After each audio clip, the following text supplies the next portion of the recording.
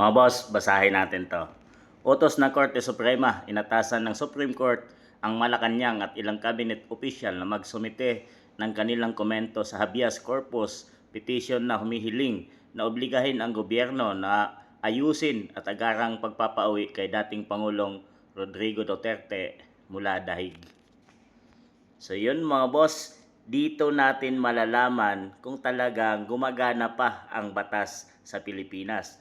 Dahil laging ipinagmamalaki ng PBBM administration na mayroong mga batas sa Pilipinas at gumagana ito.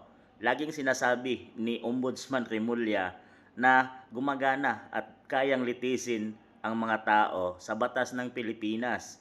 Pero sa ginawa nila kay dating Pangulong Duterte mga boss, ay hindi ito nila idinaan sa batas ng Pilipinas, kundi ay minadali nila ito papuntang dahig mga boss. So dito sa utos ng Supreme Court, dito natin makikita mga boss kung talagang gagawin nila at ayusin ang agarang pagpapauwi kay dating Pangulong Duterte mula dahig ICC pauwi ng Pilipinas mga boss.